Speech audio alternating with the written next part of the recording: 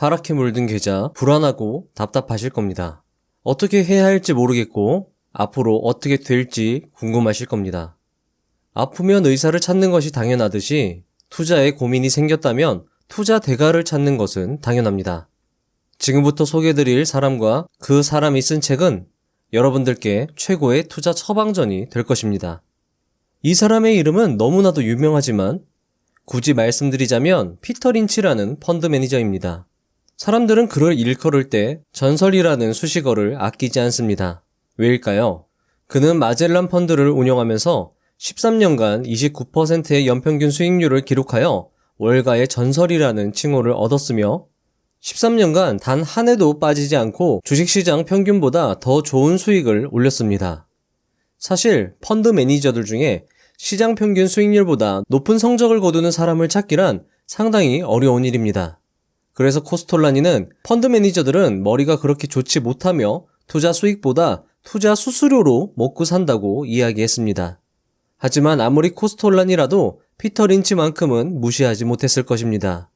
워렌 버핏 역시 피터 린치를 고품격 사나이라고 칭찬하며 피터 린치의 말을 버크셔 주주총회에서 인용하기도 했습니다. 아마 이쯤 되면 여러분들은 피터 린치에게 이렇게 묻고 싶을 겁니다. 무섭게 하락하는 주식시장에서 저는 어떻게 해야 할까요? 그의 대답을 딱 한 문장으로 요약하면 다음과 같을 것입니다. 너무 걱정하지 말고 기다리세요. 산전수전 다 겪은 그가 왜 이렇게 말했는지는 이 책을 찬찬히 읽어보시면 끄덕끄덕 긍정하시게 될 것입니다. 미국에 피터 린치가 있다면 우리나라에는 강방천 회장님이 있다고 할 수 있는데요. 강방천 회장님은 신사임당님의 채널에 나와서 이렇게 말씀하셨습니다. 인기 없는 좋은 기업의 주식을 기왕이면 싸게 사고 분할 매수하면서 기다려라.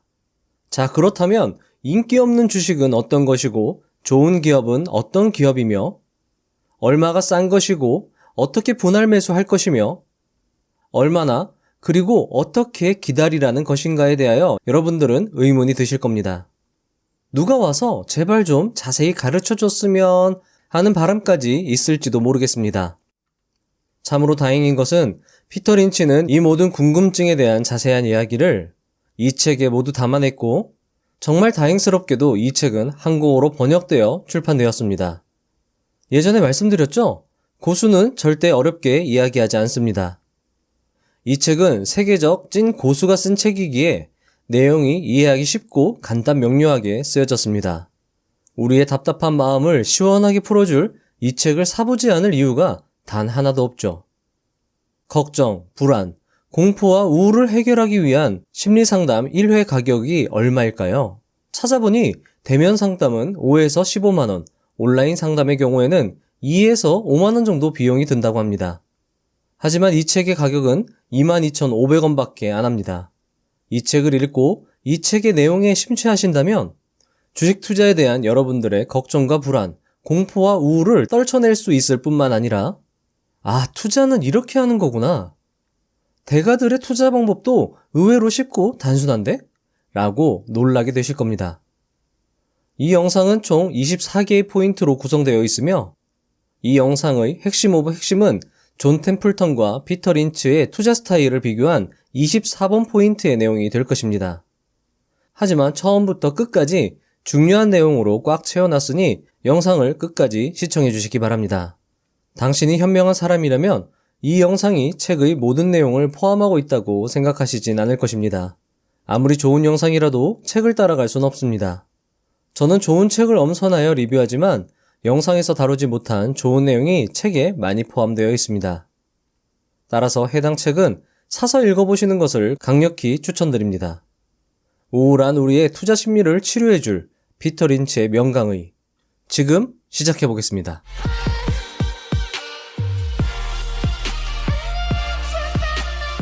1. 자, 중요합니다. 기회를 놓치지 않는 법. 주식 투자로 돈을 벌려면 주식 하락에 대한 불안감 때문에 주식시장에서 서둘러 빠져나오지 않아야 한다. 이 점은 아무리 강조해도 지나치지 않을 정도로 중요한 것이다. 괜한 걱정을 하며 너무 많은 것을 계산하다가 오히려 손해를 입는 경우가 적지 않다. 최적의 투자 시점을 연구하여 주가가 오를 것이란 확신이 들 때 시장에 들어갔다가 전망이 불확실해지면 시장에서 빠져나온 사람들보다는 오히려 경제와 시장 상황에 무관심한 채 계획에 따라 정기적으로 투자하는 사람이 더 좋은 성과를 얻는다. 아마 여기서 여러분들은 이런 의문이 드실 겁니다. 아니, 누구는 시장 상황에 집중하라고 하고 누구는 시장 상황에 신경 쓰지 말라고 하고 누구의 말이 맞는 거야? 라고요. 결론부터 말씀드리면 둘 다 맞는 말이라는 것입니다. 어쩌면 둘 다 같은 말일 수도 있겠네요. 이 논란은 제가 24번 포인트에서 속 시원하게 정리해드리도록 하겠습니다. 2. 하락한다고 걱정하지 마라. 주식시장에서 하락은 일상이다. 지난 70년간 주식시장이 다른 어떤 투자 대상보다 더 높은 수익률을 기록해오는 동안 10% 이상 급락한 적이 40번이나 있었다는 사실도 기억해둘 만하다. 이 40번의 하락 중 13번은 주가가 33%나 추락한 무시무시한 급락이었다. 만약 내가 약세장에서 주가가 떨어진다는 이유로 모든 주식을 팔아치웠다면 훗날 무척이나 후회했을 것이다. 아무리 끔찍한 폭락이라고 해도 주가는 결국 회복된다. 주가 하락은 놀라운 일이 아니다. 특별한 일도 아니다. 일상적인 일일 뿐이다. 주식 투자로 성공하려면 주가가 떨어질 때도 있다는 사실을 염두에 두고 주가 하락을 견딜 준비를 해야 한다. 그리고 좋아하던 주식이 떨어지면 저가 매수의 기회로 생각해야 한다. 3. 대폭락 후유증 때문에 주식을 기피했다면 기피한 대가는 매우 클 것이다. 앞으로 올지도 모를 증시 대폭락을 피하기 위해 돈을 채권이나 은행 예금 등에 넣어뒀다면 지난 60년간 주식시장의 상승세를 놓친 것은 물론이고 인플레이션으로 인해 실질 이자의 하락과 자산가치의 감소를 겪어야 했을 것이다. 인플레이션은 오랜 기간에 걸쳐 서서히 자산가치를 갉아먹는 암적인 존재로 다른 어떤 급작스러운 붕괴나 폭락보다 재산에 더 해악을 입힌다는 사실을 알아야 한다. 4. 더 큰 그림을 그려라. 좋았어. 다음에 주식시장이 하락하면 부정적인 뉴스 따위는 무시하고 값싼 주식을 쓸어 담을 거야. 이렇게 다짐하기는 쉽다. 하지만 새로 닥친 위기는 항상 이전의 위기보다 더 심각해 보인다. 그래서 악재를 무시하는 것은 언제나 어렵다. 악재가 두려워 주식시장에서 도망치지 않기 위해서는 매달 정기적으로 일정 금액을 투자하는 것이 가장 좋다. 이처럼 시황에 관계없이 꾸준히 투자하는 사람들이 증시 전망에 따라 시장에 들락날락하는 사람들보다 수익률이 훨씬 더 좋은 것은 당연하다. 워렌 버핏이 칭송하고 수많은 투자자들이 극찬하는 투자 명저, 현명한 투자자 5장에서 벤저민 그레이엄은 이렇게 말합니다. 정액 매수, 적립식 투자처럼 주가에 상관없이 성공을 강하게 확신할 수 있는 공식 투자 기법은 아직 발견되지 않았다. 특히 이 투자 기법은 주가가 매우 비쌀 때 집중 투자하지 않도록 막아주며 한 연구 결과에서는 정액 매수, 적립식 투자의 연평균 수익률은 배당을 제외하고도 무려 21.5%에 달한다고 밝히고 있습니다. 하지만 이런 완벽한 매수법도 좋은 기업에 적용했을 때 뛰어난 효과를 볼 수 있는 것이죠. 좋은 기업이 어떤 기업이냐고요? 채널을 고정해주세요. 구독과 좋아요, 알람 설정은 사랑입니다. 5. 주식 투자의 성공 비결은 신념을 잃지 않는 데 있다. 대차대조표 분석이나 주가 수익 비율, PER 계산에서 세계 최고의 전문가라고 해도 신념이 없다면 부정적인 뉴스를 무시하고 주식을 살 수 없다. 최고로 좋은 펀드를 골라 투자한다 해도 신념이 없으면 최악의 상황이 닥칠지도 모른다는 공포가 최고조에 달할 때, 그래서 주가가 최저 수준으로 떨어질 때 펀드를 환매하게 된다. 지난 70년간 주식의 수익률은 연평균 11%였던 반면 국채와 채권, CD의 수익률은 그 절반에도 미치지 못했다. 20세기 들어 발생한 크고 작은 어려움에도 불구하고 또 이러한 어려움이 세상이 점점 암울해지고 있다는 비관론의 증거가 됐음에도 불구하고 주식은 채권에 비해 2배 더 높은 수익을 안겨줬다. 6. 떨어져도 결국 주식이 이긴다. 내가 기금 운영을 도와주고 있던 비영리 재단의 나이든 이사들도 2년 전 정확히 이런 질문을 나에게 던졌다. 채권에 투자해야 합니까? 주식에 투자해야 합니까? 주식과 채권의 투자 비율을 결정하는 것은 미래의 자산 규모에 매우 큰 영향을 미친다. 결론부터 말하자면 주식에 투자하는 것이 당장의 손해를 보더라도 더 낫다. 7. 피터 린치의 재밌는 실험. 피터 린치는 실험을 하나 제안합니다. 어느 은퇴한 노부부가 있다고 생각을 해봅시다. 그들은 평생 50만 달러, 하나로 약 6억 원의 재산을 모았고 생활 수준을 유지하기 위해 매년 필요한 돈이 3만 5천 달러, 약 하나로 4,200만 원이라고 가정해봅시다.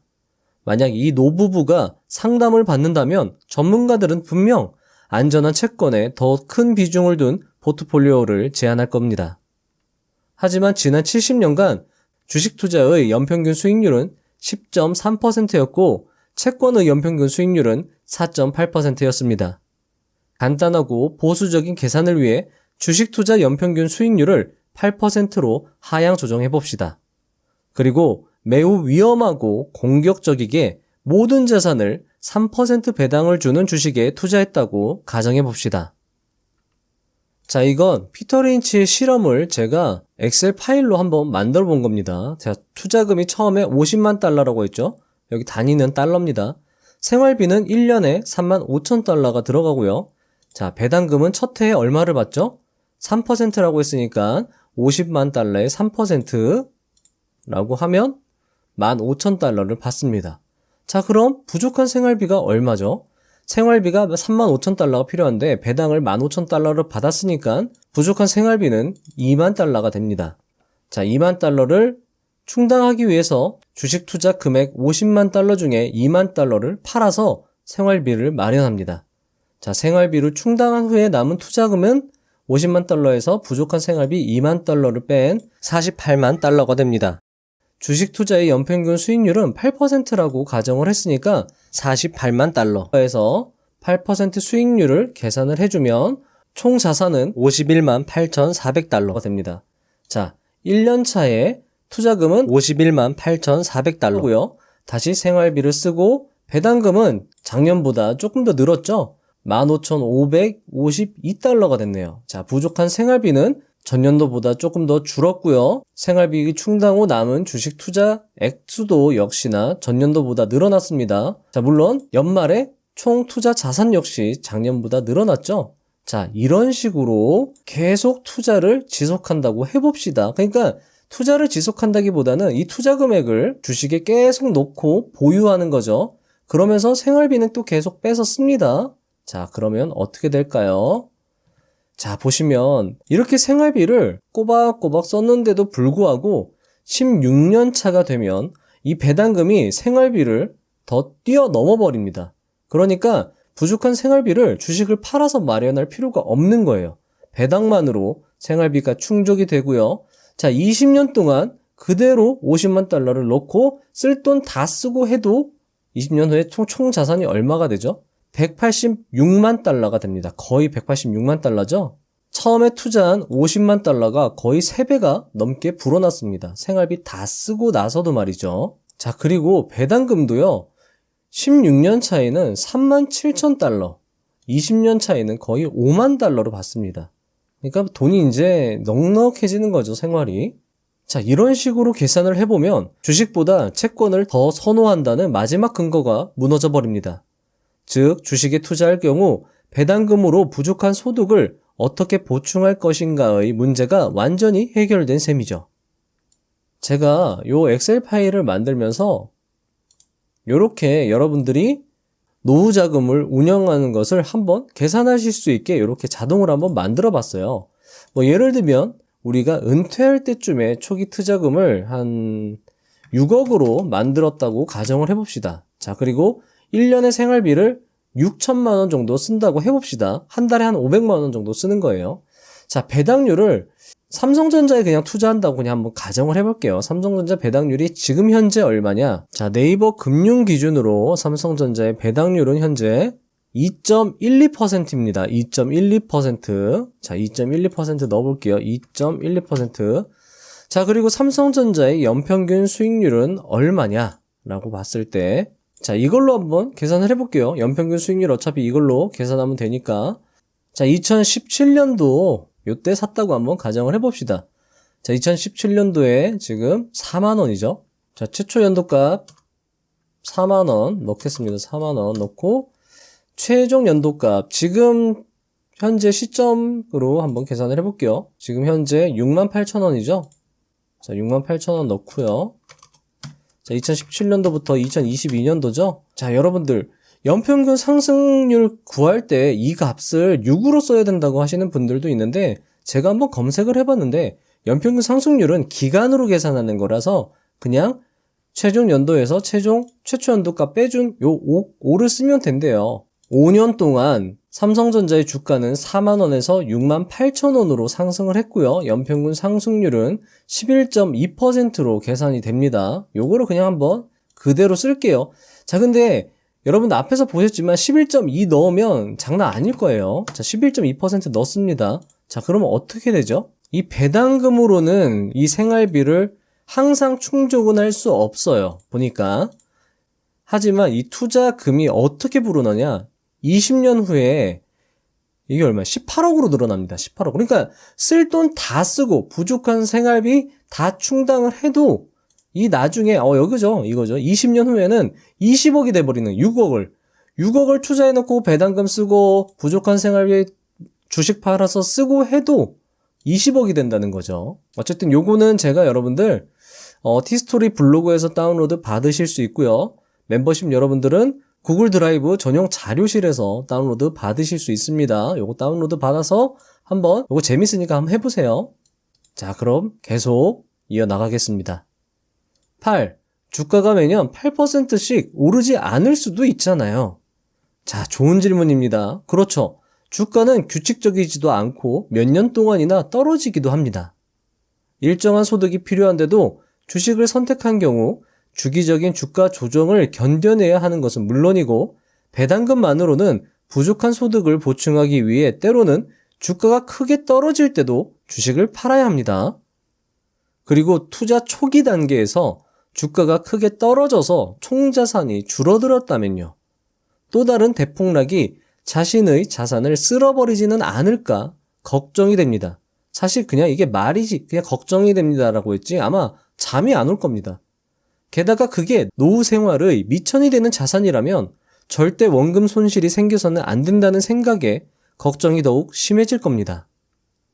자, 앞선 실험에서 100% 주식에 투자하는 것이 훨씬 더 현명한 결정이라는 사실을 확인했음에도 아마 여러분들이 그래도 채권에 투자해야 된다고 생각을 하신다면, 자, 이런 문제들 때문일 겁니다. 떨어지면 어떻게 하나? 아니, 내 자산 지금 불려도 모자를 파네. 지금 미천을 계속 까먹고 있으면 정말 잠이 안 오실 겁니다. 자, 하지만 피터 린치는 어떻게 이야기하는지 한번 들어보시죠. 9. 다시 말하지만 떨어져도 주식이 낫다. 자, 하지만 피터 린치는 떨어져도 주식에 투자하는 것이 더 낫다고 강조하고 있습니다. 그렇다면 10만 달러의 자산을 모두 주식에 투자했는데 바로 다음날 증시가 폭락해서 자산이 하룻밤 사이에 25%나 줄어들었다면 어떻게 될까요? 아마 소중한 노후 대비 자금을 날려버렸다는 사실에 잠을 이룰 수 없을 겁니다. 그러나 보유한 주식을 팔지 않았다면 당신은 여전히 채권에 투자했을 때보다 더 부자가 될 수 있다고 피터 린치는 강조하고 있습니다. 컴퓨터를 통해 계산해 본 결과 주식을 산 바로 다음 날에 자산 가치가 25% 감소했다고 해도 20년 후에는 투자 자산이 18만 5,350달러로 거의 2배가 늘어나는 것을 피터 린치는 확인을 했습니다. 반면 채권에 투자하는 경우에는 20년 후에도 이자 소득을 제외한 자산은 원금 10만 달러 그대로였다라고 하네요. 아마 여러분들은 그래도 불안하실 겁니다. 그래도 안전한 게 더 낫지라고 생각하실지도 모릅니다. 하지만 이런 생각을 예상이나 한 듯 피터 린치는 더 심각한 경우도 고려하였습니다. 극심한 경기 침체가 20년간 계속되어 주식 배당금은 아예 없고 주가 상승률도 과거 평균 수준인 연 8%가 아니라 겨우 절반 수준인 4% 정도만 오른다고 가정을 했습니다. 피터 린치는 이 정도면 현대 금융 역사상 최장기 재앙일 거라고 이야기했습니다. 그러나 100% 주식에 투자한 포트폴리오를 계속 유지하면 매년 7,000달러씩 빼서 쓴다고 해도 20년 후에 당신의 포트폴리오 가치는 10만 달러를 유지해서 10만 달러짜리 채권을 보유한 것과 같은 결과가 나온다고 이야기를 하고 있습니다. 자, 결론은 뭐다? 주식 투자를 하고 있다면, 그리고 그것을 보유하고 있다면 손해를 보고 있더라도 잘하고 계신 겁니다. 10. 역사적 고점을 경험했다면 현금을 보유하고 준비하라. 1987년 주식시장의 상승세가 계속되면서 다우존슨 지수는 사상 최고치인 2722포인트까지 오르고 모든 잡지들이 낙관적인 주식시장 전망으로 물들어갔다. 내가 보기엔 경기 회복세가 최고조에 이르러 새 차를 사야 할 사람들은 이미 다 샀고 자동차 업종 애널리스트들이 내놓은 낙관적인 실적 전망은 도저히 지속될 수 없었다. 나는 자동차주를 덜어내고 금융주 비중을 높이기 시작했다. 자, 여러분들, 지나친 낙관론의 대처, 그게 무엇이라고 했죠? 금융주라고 했습니다. 자, 여러분들, 책을 읽으시면서 이런 노하우를 놓치지 말고 읽으시면 더 좋겠죠? 자, 계속 읽어드리겠습니다. 블랙 먼데이가 다가오고 있다는 사실을 내가 미리 예감하고 있었다고는 할 수 없다. 당시 주식시장은 전반적으로 고평가되어 있었고 1000포인트가량의 폭락은 언제든 가능한 상태였다. 물론 이는 후에 돌아보니 그렇다는 얘기다. 나 역시 평소에 큰 그림을 그려보는 예리한 통찰력을 가지고 있다고 자부했지만 이 점을 놓쳤다. 나는 현금을 거의 남기지 않고 마젤란 펀드의 전체 자산을 주식에 투자한 채 이 불안정하고 위험한 시기를 맞았다. 주식시장의 타이밍이란 어쩌면 그렇게도 딱 맞는지 모르겠다. 블랙 먼데이의 하락은 엄청난 것이었다. 달러 가치가 떨어지고 물가 상승률이 가파르게 올라갔으며 연방준비제도 이사회, 페드, 우리나라의 한국은행이죠. 페드는 긴축 정책을 써야 했다. 자, 여기까지는 지금과 상황이 비슷합니다. 저희 우리나라의 상황과 비슷하죠. 자, 그리고 다음에는 어떻게 됐을까요? 또 단기 국채 금리가 장기 국채 금리보다 올라가는 이례적인 현상이 발생했다. 자, 여러분들, 이게 앞으로 있을 일이라고 한다면, 자, 조금 있다가 제가 장단기 금리차 확인하는 방법을 여러분께 설명을 드릴 건데요. 장단기 금리 역전은 극단적 비관론의 신호로도 볼 수 있겠죠? 자, 그리고 피터 린치가 어떻게 설명하는지 들어보시죠. 주가가 많이 떨어졌고 마젤란 펀드는 더 떨어졌다. 1987년의 블랙 먼데이를 포함해 펀드 매니저로 겪은 9번의 주요 하락 시기마다 이런 현상은 지속적으로 나타났다. 자, 이러한 현상이 무슨 현상이죠? 물가 상승률 급등, 긴축 정책, 장단기 금리차 역전이 되겠죠? 자, 그리고 지속적으로 나타났다고 했습니다. 결국 역사는 반복한다는 것을 피터 린치가 경험적으로 설명을 한 거죠. 자, 계속 읽어드리겠습니다. 펀드 환매 요구가 물밀듯이 들어왔다. 월요일에 펀드의 주식을 상당 부분 팔아야 했고 화요일에도 그만큼 많은 주식을 팔아야 했다. 결국 나는 주식을 더 사는 편이 좋겠다는 판단이 드는 바로 그 순간에도 주식을 팔아야만 했다. 나는 1987년 블랙 먼데이를 통해 항상 일정 정도의 현금을 보유하고 있어야 한다는 점을 배웠다. 자, 여러분들, 쌀 때 사기 위해 현금 보유가 의미가 있다는 겁니다. 즉, 맹목적으로 현금 보유하는 것은 그렇게 좋은 전략이 아닙니다. 계획적으로 현금을 보유하는 것은 좋다라는 거죠. 현재 만약에 여러분들이 모든 종목에 물려 있어서 현금이 없다라고 하셔도 방법이 있습니다. 그 방법은 제가 조금 이따가 설명을 드릴 테니까요. 채널을 고정해 주세요. 자, 장단기 금리차는 어디서 확인을 하느냐? 제가 이 링크를 설명란에다가 걸어 드릴 건데요. 자, 이 링크를 타고 한번 들어가 보겠습니다. 자, 여기 보시면 옐로우의 세계라는 블로그가 있는데요. 여기 가셔가지고 시장 위험 지표로 가셔서 미국 장단기 금리차로 가시면 자, 이런 식으로 장단기 금리차를 확인할 수 있습니다. 자, 여기 보시면 10년물 국채 수익률에서 지금 단기금리 2년물 국채 수익률을 뺀 거죠. 그러니까 이 값이 마이너스가 나오면 장단기 금리차가 역전이 된 겁니다. 자, 근데 보시면은 2022년 4월에, 지금 거의 4월이죠? 역전이 한번 발생했다라는 거죠. 그렇다고 보면 미국은 이미 극단적 비관론이 이제 시작되었다. 그렇게 지금 경기 침체가 시작되었다. 이런 식으로 여러분들이 평가를 하실 수 있겠죠.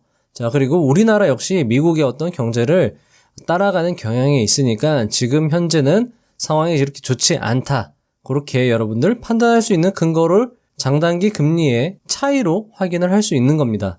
이 링크는 여러분들이 들어가셔가지고 한번 이것저것 살펴보시기 바랍니다. 자료가 많으니까요. 11. 높은 수익률의 비결. 한 인터뷰에서 진행자는 피터 린치에게 높은 수익률을 올릴 수 있었던 비결이 무엇이냐고 물었습니다. 이때 피터 린치의 대답은 간단했지만 농후한 그의 노하우의 정수를 알려준 것이라고 볼 수 있었는데요. 피터 린치의 대답을 요약하면 다음과 같습니다. 피터 린치는 자신의 비결을 이렇게 말했습니다. 한 부분은 중소형 성장주에, 경기 민감주에 투자하고 다른 한 부분은 보수적이고 안정적인 종목에 투자하는 것이다 라고 얘기를 했는데요. 여기서 눈여겨보실 부분은 성장주에 투자하되 그 대상을 중소형 규모의 기업에 한정했다는 것이고 경기 민감주 투자에 적극적이었다는 것입니다. 그리고 다른 한 부분은 우리가 소위 말하는 우량주에 투자했다는 것이죠. 그리고 피터 린치의 이어지는 대답 역시 진지하게 곱씹어 봐야 할 내용입니다. 그는 이렇게 말합니다. 주식시장이 하락하면 저는 보수적인 종목을 팔아 중소형 성장주와 경기 민감주를 삽니다. 또 시장이 올라갈 때는 주가가 많이 오른 중소형 성장주와 경기 민감주를 팔아서 보수적인 종목들을 삽니다. 자, 여기서 우리는 또 하나의 노하우를 배울 수 있습니다. 피터 린치의 포트폴리오는 시장 상황에 맞도록 유연하게 조정되었다는 것입니다. 피터 린치의 투자법을 한번 한국 시장에 적용해 봤습니다. 자, 예시로 든 거니까 참고만 해주시길 바라겠습니다.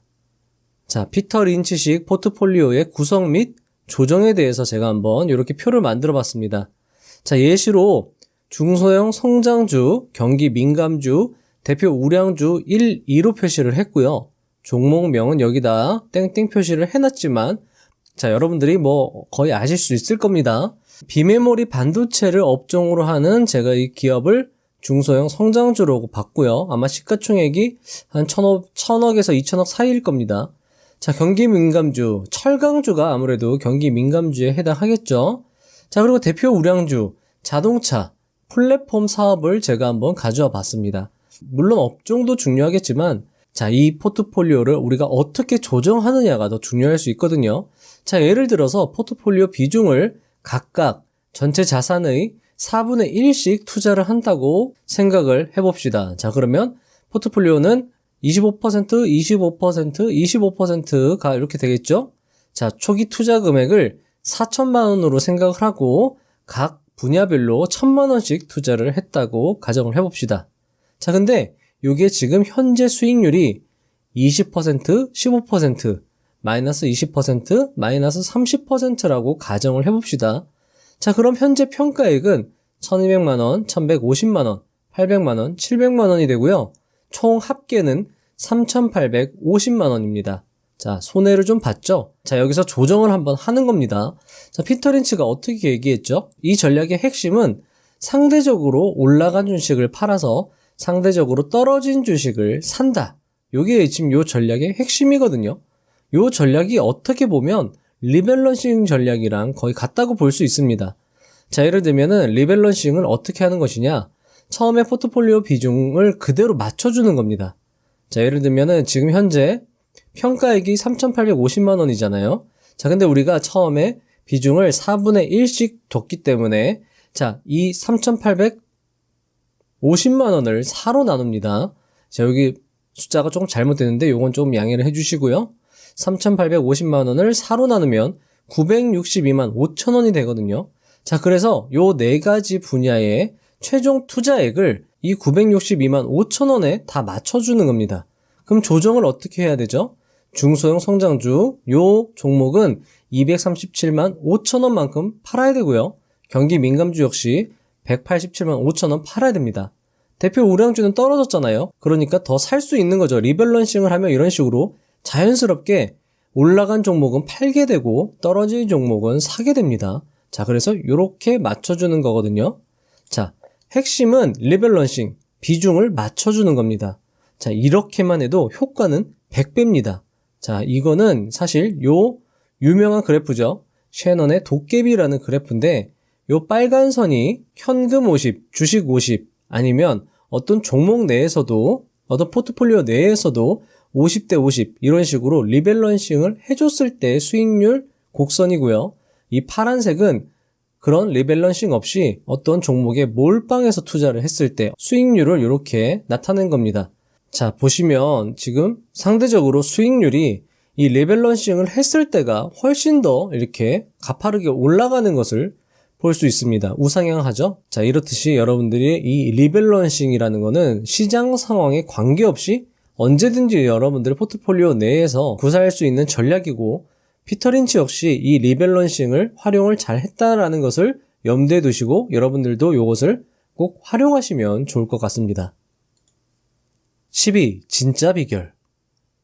하지만 피터 린치는 높은 수익률의 진짜 비밀을 다음과 같이 책에서 고백합니다. 내가 인터뷰에서 말하지 못한 나의 높은 수익률의 진짜 비결은 내가 좋아하는 기업의 주식을 사는 것이다.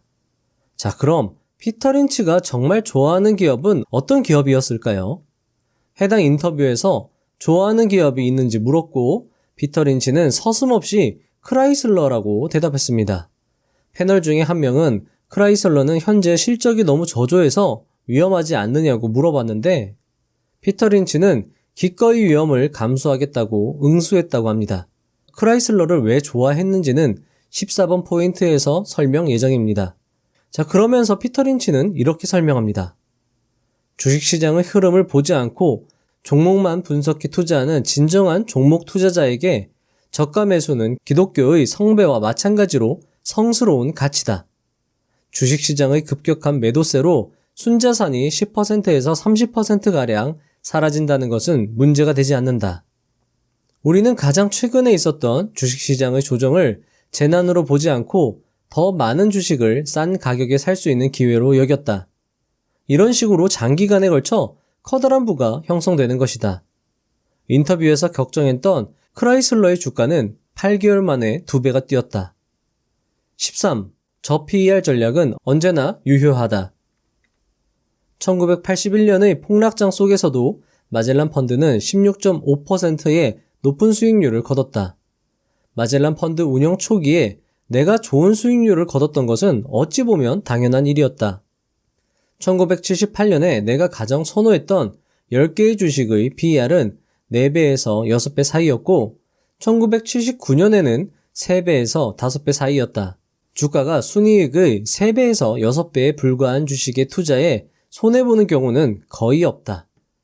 자, 이거는 PER이 3에서 6 사이의 주식에 투자를 하신다면 여러분들이 손해를 보는 일은 거의 없다라는 것을 피터 린치가 이야기를 해주는 겁니다. 자, 피터 린치의 투자는 단순하지만 실적은 월등히 좋았습니다. 여러분들은 피터 린치가 말하는 PER 기준을 절대 무시하지 마시길 바라겠습니다. 자, 요 내용은 24번 총정리에서 다시 다루도록 하겠습니다. 꽤 괜찮은 회사고 내가 좋아하는 제품을 만드는 회사임에도 PER이 낮다면 그 회사의 주가는 2에서 3년 내에 의미 있게 상승할 확률이 상당히 높을 수 있다는 것을 여러분들 꼭 명심해 주시고 기업에 투자할 때 PER을 꼭 확인하는 습관을 들이셨으면 합니다. 특히 요새는 상당히 훌륭한 기업임에도 PER이 5 이하인 기업들이 속속 나오고 있습니다. 위기는 여러분들 언제나 기회가 될 수 있습니다. 14. 암울한 전망의 기업을 매수해서 대박을 치다. 피터 린치가 크라이슬러로 대박을 친 이야기를 정리해서 한번 말씀드려 보겠습니다. 당시 자동차 판매 실적이 떨어지고 있었습니다. 전문가들은 자동차 판매 감소가 영원할 것처럼 떠들었다고 피터 린치는 당시를 회상했습니다. 하지만 피터 린치는 경제 침체기든 아니든 사람들은 다시 자동차를 사게 마련이라는 단순한 아이디어로 시장을 바라봤습니다.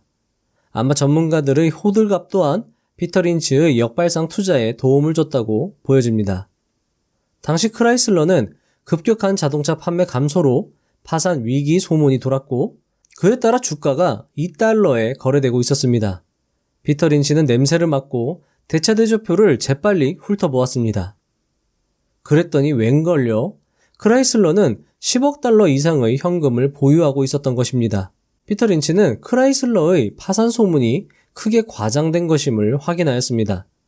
물론 크라이슬러가 파산할 가능성도 있었지만 3위 자동차 기업을 정부에서 망하게 둘 것 같진 않았다고 그는 회상하고 있습니다.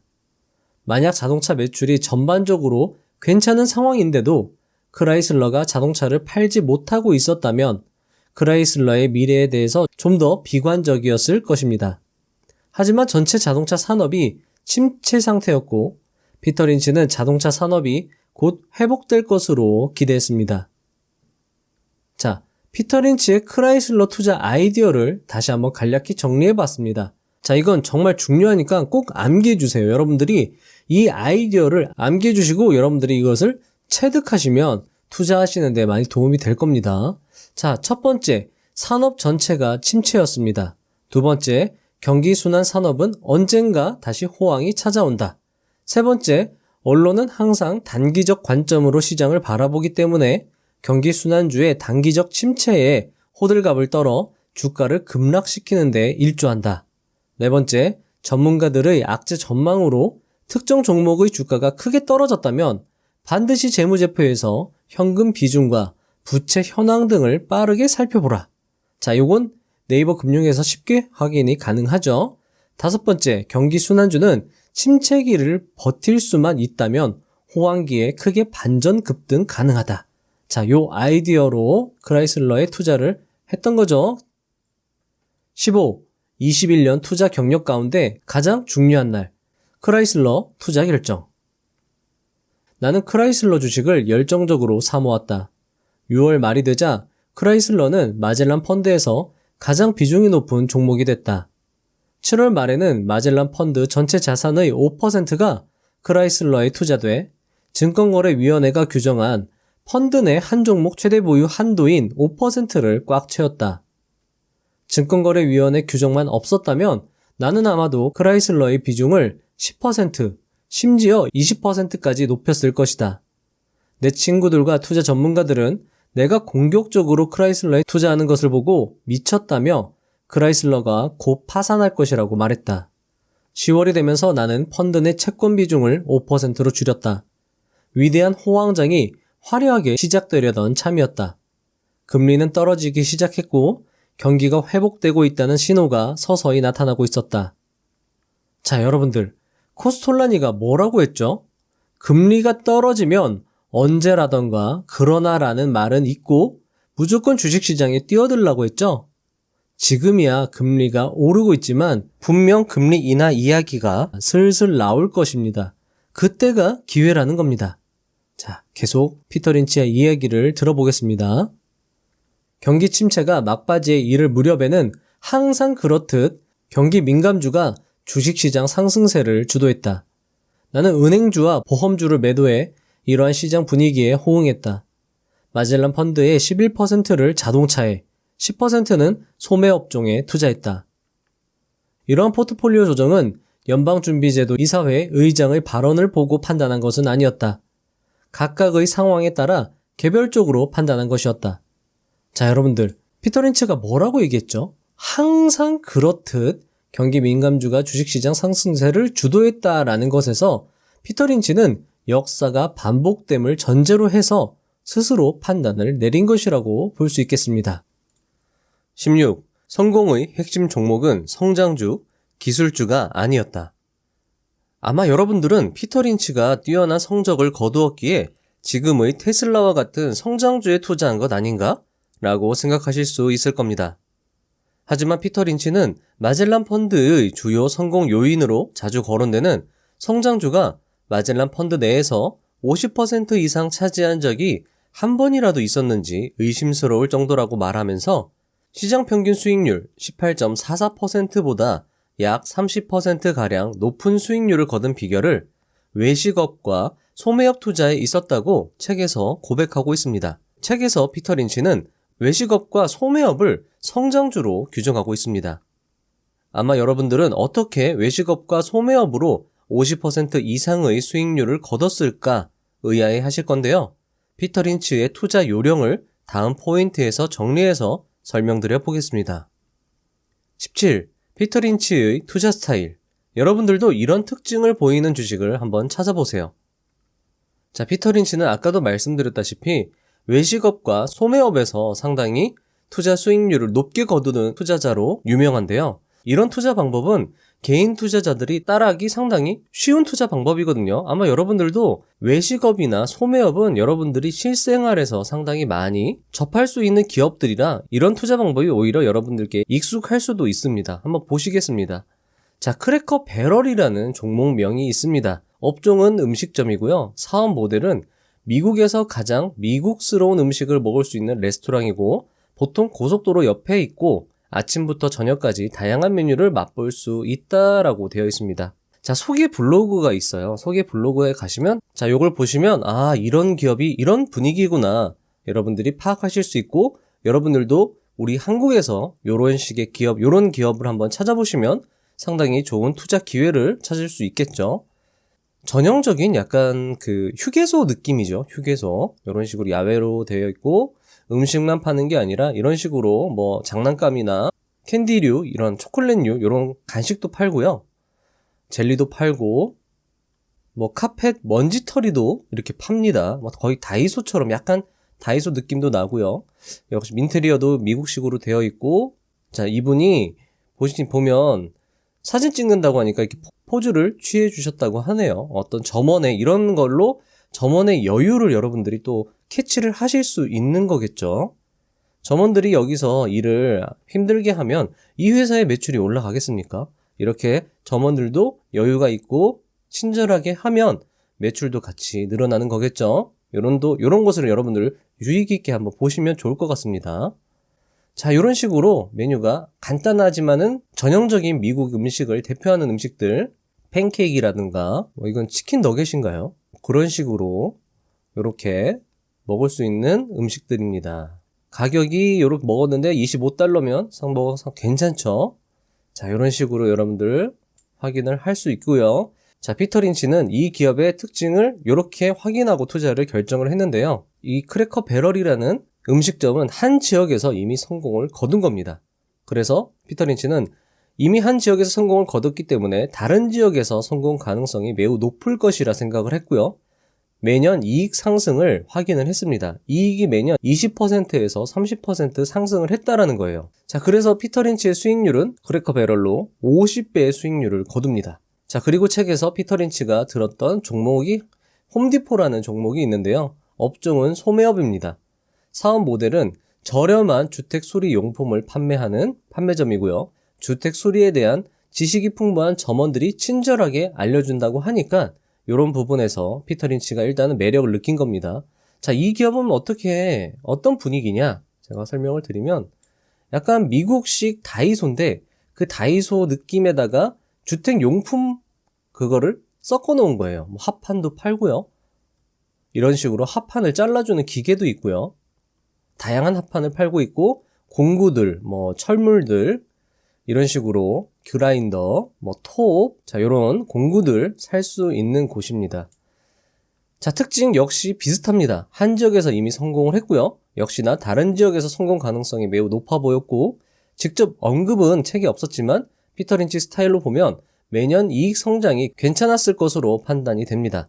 자, 피터 린치는 이 홈디포를 1년 보유 후에 매도를 했다라는 거예요. 왜 매도를 했냐? 초기의 성장세를 확인을 했지만 이 피터 린치가 이 공부에는 관심이 별로 없었던 거예요. 자, 그리고 나서 어떻게 됐냐?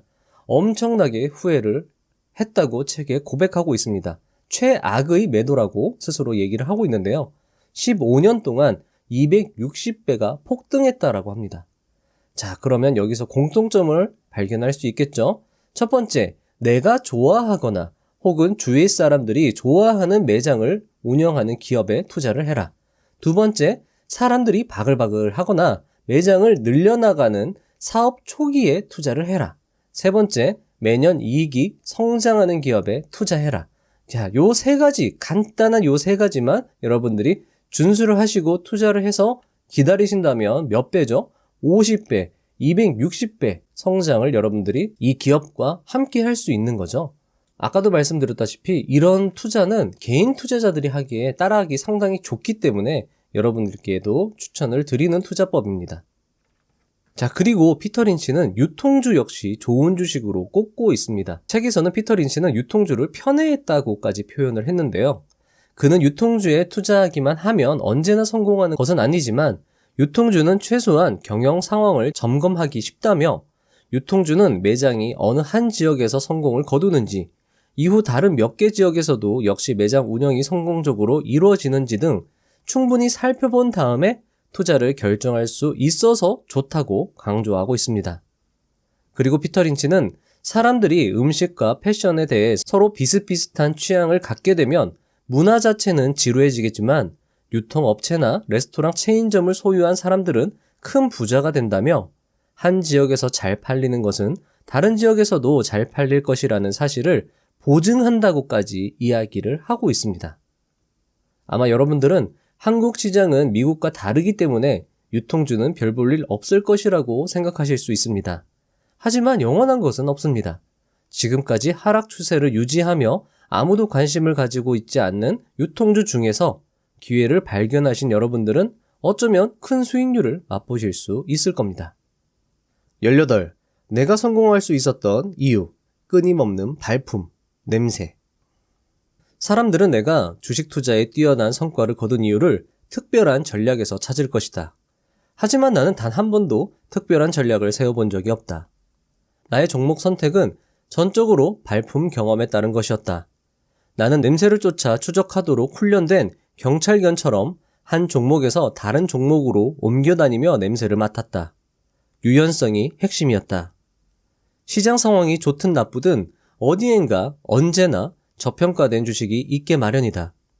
나의 투자 비결은 그저 끊임없이 발품을 팔아 지금 내가 보유하고 있는 종목보다 더 저렴하고 좋은 종목을 찾는 것이었다.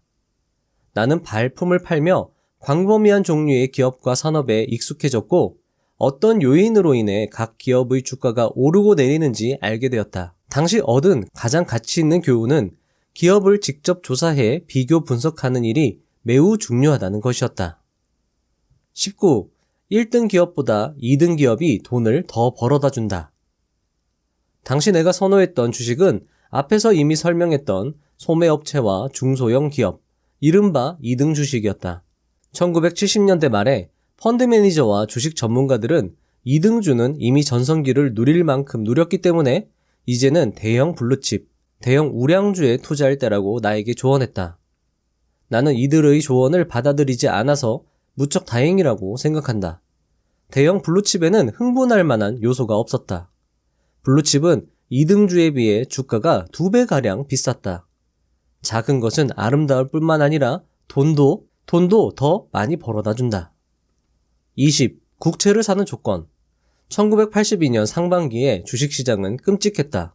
물가 상승률과 실업률이 뛰어오르면서 우량 기업에 대출해줄 때 적용하는 최우대 금리마저 두 자릿수로 치솟았다. 교회에 사는 사람들은 금과 엽총을 사고 즉석 식품용 캔을 사 모았다. 금리가 너무 높았기 때문에 나는 몇 년간 펀드에서 국채 비중을 가장 높게 유지했다. 미국 장기 국채 금리는 13에서 14%에 달했다. 나는 주식 투자 손실을 피하기 위한 방어적인 목적으로 국채를 사진 않았다. 국채 수익률이 주식에서 일반적으로 기대할 수 있는 수익률을 앞섰기 때문에 국채에 투자했다. 장기 국채 수익률이 주식의 연평균 수익률보다 6% 높을 때 주식을 팔고 채권에 투자하라. 21. 그래도 주식이 낫다. 사실 S&P 500 지수는 1982년부터 1990년까지 3배가 올랐고 30년 만기 국채 투자자들은 이보다 조금 더 높은 수익률을 거뒀다. 하지만 1991년에 주가는 다시 31%나 급등했고 채권은 수익률이 저조했다. 다시 한번 장기적으로는 주식이 채권보다 수익률이 더 좋다는 사실이 증명됐다. 22. 피터 린치가 좋아하는 기업 특징. 책에서 피터 린치는 할인점에 투자했던 사례를 이야기하는데요. 그 사례에서도 배울 점이 있어 말씀드려 보겠습니다. 당시 할인점들이 엄청난 인기를 누리며 기업 공개가 한창이었다고 합니다. 하지만 인기는 곧 사그러들었고 대규모 매도세로 주가는 가라앉았습니다. 시장은 언제나 그렇듯 할인점의 흥미를 잃어버렸습니다. 하지만 피터 린치는 누구다? 사냥개다. 냄새를 맡은 것이죠. 이 정도 보시면 피터 린치는 약간 암울한 종목에서 냄새를 잘 맡는 것 같습니다. 피터 린치는 또다시 빠르게 조사에 착수합니다. 크라이슬러 때와 마찬가지로 말이죠. 조사가 또 그렇게 복잡한 것은 아니었습니다. 일단 직접 방문해서 분위기를 살폈고요. 사업보고서의 재무제표를 빠르고 간단하게 점검해 봤습니다. 일단 매장을 방문해보니 사람들이 놀라울 정도로 많았다고 합니다. 재무제표는 나날이 튼튼해지는 모습을 보이고 있었습니다. 이익은 증가세였고 부채는 줄어들고 있었음에도 주가는 하락하고 있었습니다. 피터 린치는 이건 정말 투자하기에 완벽하게 좋은 조건이라고 강조했습니다. 할인점 중 피터 린치는 코스트코의 주식을 수십만 주 사들입니다. 그리고 어떻게 되었을까요? 코스트코는 피터 린치에게 300%의 수익률로 보답합니다. 기업은 자신의 진가를 알아주는 투자자에게 큰 보상을 내리는 것 같습니다. 피터 린치는 이렇게 결론 내립니다. 할인 매장의 직원들과 고객들은 이 매장들이 엄청난 호황을 누리고 있다는 증거를 직접 목격할 수 있었고, 눈치 빠른 투자자라면 이들 할인 매장의 호황이 전하는 메시지를 파악하고 저평가된 이들 주식에 투자해 할인 매장에서 물건을 사느라 쓴 돈보다 훨씬 더 많은 돈을 벌 수 있었을 것이다. 피터 린치는 이런 투자로 전설이 되었습니다. 23. 종목 선정은 예술인 동시에 과학이다. 종목 선정은 예술인 동시에 과학이다. 하지만 예술과 과학 어느 한쪽으로 너무 치우치면 위험해진다. 머리를 대차대조표 더미 속에 쳐박고 계산에만 몰두하는 사람은 주식 투자로 성공하지 못한다. 대차대조표에서 기업의 미래를 알 수 있다면 수학자들과 회계사들이 이 세상에서 가장 부유한 사람이 되어야 할 것이다. 예술만으로 종목을 선정하는 것 역시 무의미하기는 마찬가지이다. 예술로서의 종목 선정이란 직관, 감과 열정의 영역, 운의적 기질을 발휘하는 것이다. 예술적인 측면에서 요령을 아는 사람은 돈을 벌고 요령을 모르는 사람은 언제나 돈을 잃는다. 예술적 측면에서 종목에 대한 연구는 무익하다. 내가 종목을 고르는 방법은 20년간 변함없이 예술과 과학, 그리고 기업 탐방 요소를 모두 결합시킨 것이다. 냄새를 맡고 재무제표를 재빠르게 확인하고 직접 매장이나 기업을 방문하여 확인했다. 하지만 전문 투자자들은 핵심을 잃어버리는 경향이 있다. 쇼핑몰에서 사람들이 무엇을 주로 사는지 살펴봐야 할 때 전문 투자가들은 기업이 무엇을 하고 있는지 알아내는 데 시간을 쓰고 있다. 예술, 과학, 경험이 버무려지지 않으면 각종 고급 금융정보 서비스는 일고의 가치도 없다. 내 말을 믿으라. 워렌 버핏 역시 그런 고급 금융 서비스들을 이용하지 않는다. 24. 자, 총정리입니다. 자, 존 템플턴과 피터 린치를 비교를 해봤는데요. 존 템플턴과 피터 린치는 사실 조금 다른 의견을 가지고 주식 투자를 하는 것 같습니다. 하지만 이 둘 역시 가치 투자의 대가로 칭송을 받고 있는데요. 자, 한번 보시죠. 자, 왼쪽은 존 템플턴 스타일이고요. 오른쪽은 피터 린치 스타일입니다. 자, 종목 선택 기준입니다. 존 템플턴은 저가 매수가 좋은 기업을 매수하는 것보다 훨씬 더 중요하다고 강조를 했고요. 피터 린치는 좋은 기업, 좋아하는 기업을 매수해야 한다고 이야기를 했습니다. 하지만 차이점은 뭐다? 자, 존 템플턴은 좋은 기업보다도 저가 매수가 더 좋다고 했지만 피터 린치는 저가 매수보다 좋은 기업을 매수해야 한다라는 이야기는 하지 않았습니다. 자, 여러분들 이 미묘한 차이를 아시겠어요? 피터 린치 역시 좋은 기업을 매수해야 함과 동시에 싸게 매수해야 하는 건 역시 중요하다고 이야기를 한 거고, 존 템플턴은 저가 매수가 더 중요한 거다, 이렇게 얘기를 한 거죠. 자, PER 선호도를 보시겠습니다. 존 템플턴은 예상 PER이 2보다 낮으면 최고의 주식이라고 이야기를 했고요. 피터 린치는 PER이 3에서 6 사이에 투자를 하면 적어도 손해는 보지 않을 것이다, 이야기를 했습니다. 자, 여기서도 스타일이 완전히 갈리죠. 싸게 사는 게 최고다.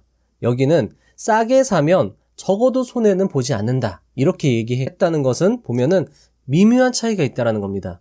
역시나 피터 린치는 싸게 사는 것도 중요하지만 좋은 기업을 사는 것도 중요하다고 이야기를 한 거고요. 존 템플턴은 좋은 기업이고 아니고 정말 극단적으로 싸게 사면 그게 그냥 최고의 주식이다 라고 이야기를 한 거죠. 자, 시장 상황입니다. 자, 존 템플턴은 시장 상황을 매우 중요시 여겼습니다. 극단적 비관론이 지배하는 시장에서는 대부분의 기업들이 전반적으로 매우 싸진다 라고 강조를 했고요. 피터 린치는 시장 상황은 중요하지 않다고 강조했습니다. 자, 좋은 기업 발굴 기준은 무엇이냐? 존 템플턴은 좋은 기업보다 싸게 사는 것이 최우선이다 라고 이야기를 했고요. 싼 것 중에서 이익 성장, 재무 건전성, 배당 등을 따져본다고 이야기했습니다. 자, 피터 린치는 악재, 극단적 비관론으로 매우 싸진 종목을 일단은 대상으로 했고요. 요런 종목에서 냄새를 잘 맡았죠. 거기에다가 이익이 성장하고 재무 건전성이 안정적이고 배당을 주는 기업을 좋은 기업으로 선택했다라는 겁니다. 자, 보시면 조금 다른 것 같지만 공통점이 있습니다. 요건 여기에 제가 설명을 해드릴 거고요. 자, 순환 관점입니다. 자, 시장은 결국 순환한다. 주기가 있다라는 것이 존 템플턴 이야기고요. 자, 피터 린치는 기업은 결국 순환한다. 주기가 있다. 특히나 이 경기 순환주는 순환이 거의 확실하다. 호황이 있으면 불황이 있고 불황이 있으면 호황이 있다. 이렇게 얘기를 했죠. 그래서 피터 린치는 경기 순환주에서 큰 수익을 거둡니다. 자, 여러분들 보시면 여러분들도 이미 눈치채셨을 수도 있는데요. 공통점이 있습니다. 자, 첫 번째, 타이밍은 있다라는 겁니다. 존 템플턴은 시장의 타이밍을 중시했고요. 피터 린치는 기업의 타이밍을 중시했습니다. 자, 두 번째, 악재를 중시했습니다. 결국 싼 기업을 발품에서 찾거나 저PER 전략을 중시했다라는 겁니다. 존 템플턴은 시장에 악재가 끼면 기업 역시 악재가 낀다고 이야기하면서 악재가 끼면 시장은 물론이고 그 안에 포함된 기업들도 모두 싸진다라는 철학을 가지고 있습니다. 자, 피터 린치는 시장과 관계없이 기업에 악재가 끼면 싸진다. 자, 결국 악재를 중시하였고요. 싼 것을 중시하였습니다. 존 템플턴은 기업이 그러니까 굳이 어려운 기업 분석을 하지 않아도 시작이 극단적으로 싸지면 좋은 기업이든 나쁜 기업이든 모두 다 싸지고 설사 나쁜 기업이다 하더라도 시장 상황이 좋아질 때는 다 모두 함께 상승하기 때문에 굳이 기업 분석을 하지 않아도 된다고 이야기를 한 거고 피터 린치는 시장 상황에 관계없이 좋은 기업이 악재로 인해서 싸지면 그때가 좋은 기회라고 이야기를 했고 그때 냄새를 피터 린치는 잘 맡은 거죠. 자, 세 번째는 영원한 것은 없다. 주기론, 순환론을 모두 인정했다라는 겁니다. 존 템플턴은 시장은 순환한다.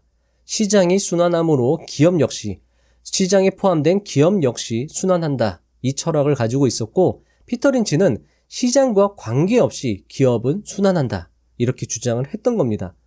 결국 공통점은 주기론과 순환론을 인정했다라는 거죠. 자, 근본적인 차이는 이렇습니다. 존 템플턴은 어쨌든 기업은 결국 시장에 포함된다라는 겁니다. 따라서 기업이 아무리 이 안에서 좋은 기업이다 하더라도 시장 상황이 안 좋으면 좋은 기업도 충분히 얼마든지 나락으로 떨어질 수 있다. 이런 논리를 가지고 있는 거고 피터 린치는 시장과는 관계없이 기업 자체에 순환 주기가 있기 때문에 그 기업에만 초점을 맞추면 된다. 이렇게 이야기를 한 겁니다. 분명한 차이가 있지만 미묘한 공통점이 있거든요. 여러분들이 이거를 여기 안에서 캐치를 하셨으면 좋겠습니다.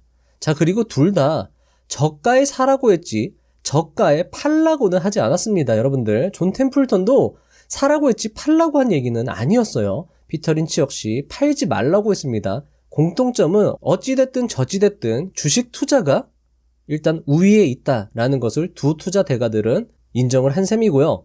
존 템플턴이 만약에 주채권에 투자하라는 이야기는 여유 자금을 가지고 있다가 투자를 하던가 아니면 이미 많이 오른 주식을 팔아서 채권을 투자하라는 이야기였고요. 피터 린치 역시도 마찬가지입니다. 주식 투자의 어떤 극단적 낙관론자였지만 시장 상황에 따라서는 채권도 투자할 만하다 이야기를 한 겁니다. 사실 피터 린치가 나는 시장 상황을 따지지 않았다라고 했지만 어떻게 보면 시장 상황을 어느 정도는 그래도 생각을 고려를 했다라고 볼 수도 있어요. 물론 이거는 제 그냥 개인적인 의견이고요. 피터 린치는 아마 끝까지 부인을 하겠지만 저는 그냥 개인적인 독자 입장에서는 둘 다 비슷한 거 아닌가 그렇게 좀 생각이 듭니다. 여러분들은 또 어떻게 생각하시는지 모르겠지만 요것을 바탕으로 생각을 많이 해보셔서 여러분들의 투자 철학을 만드시면 좋을 것 같습니다. 자, 역시 이 자료 역시 티스토리 블로그와 구글 드라이브에 제가 올려놓을 테니까요. 다운로드 받으셔가지고 시간 날 때마다 보시면서 공부하시면 좋을 것 같습니다. 마치며 해당 책에는 경기순환주 투자 시 유의점, 개별 종목별 투자 이야기, 자, 이 투자 이야기가 매우 세세하게 나와 있어요. 정말 이건 꼭 읽어보세요. 25개 투자 황금률, 21가지의 피터 린치의 원칙 등이 소개되어 있습니다. 정말 이 책은 꼭 사보시는 것을 추천드립니다. 제가 전설로 떠나는 월가의 영웅들 책을 이미 읽었기 때문에 이 책은 조금 아쉽지 않을까라고 했는데 전혀 그렇지 않습니다. 정말 피터 린치가 책을 잘 쓰고 재밌게 쓰는 작가적인 어떤 소질도 갖추고 있다는 것을 이 책으로 다시 한번 느끼게 되었습니다. 괜히 워렌 버핏이 고품격 사나이다, 피터 린치가 했던 표현을 인용한다, 이게 괜히 그냥 그랬던 게 아니에요. 자, 피터 린치는 주식시장에서 급락은 언제든지 얼마든지 일어날 수 있는 일들이며 급락 후에는 더 큰 급등이 뒤따라와 결국 주식시장은 우상향해왔다고 설명을 하고 있습니다. 아마 마이너스 수익률로 계좌가 파랗게 물들어서 속상하시겠지만 좋은 기업이라는 조건만 맞고 인내심을 가지고 기다리신다면 큰 수익으로 되돌아올 것입니다. 설사 좋은 기업이 아니더라도 주식시장이 극단적으로 낙관적이 된다면 그런 수익률 자체도 나중에서는 빨갛게 플러스 수익률로 바뀔 수 있으니까 조금 기다려주시고요. 그리고 만약에 여유 자금이 있다면 약세장은 저가 매수의 기회가 될 수 있습니다. 자, 만약에 여유 자금이 없더라도 리밸런싱을 하면서 포트폴리오를 조정한다면 훌륭한 대처가 될 것입니다. 그리고 장담하건대 아예 투자를 안 하는 사람보다 투자해서 손해본 사람이, 실패를 해본 사람이 더 낫다라는 겁니다. 어찌됐든 여러분들은 한 사람들입니다. 해본 사람이에요. 실천한 사람이에요. 아예 아무것도 안 한 사람보다 여러분들이 훨씬 낫다라는 겁니다. 따라서 여러분들 포기하지 마시고요. 실패는 성공의 어머니입니다. 저와 함께 꾸준히 공부하고 꾸준히 투자하고 그러다 보면 분명 부자가 될 수 있을 겁니다. 반드시 될 겁니다. 긴 영상 시청해 주시느라 너무 고생하셨고 그만큼 여러분들의 자질과 능력이 향상되었을 것이라고 생각합니다. 그럼 다음에 더 좋은 영상으로 찾아뵙겠습니다. 다음 영상도 상당히 좋은 책을 제가 소개해 드리겠습니다. 지금 읽고 있는데 내용이 너무 좋아요. 감사합니다. 부자가 되는 지름길로 저와 함께 달려가시죠.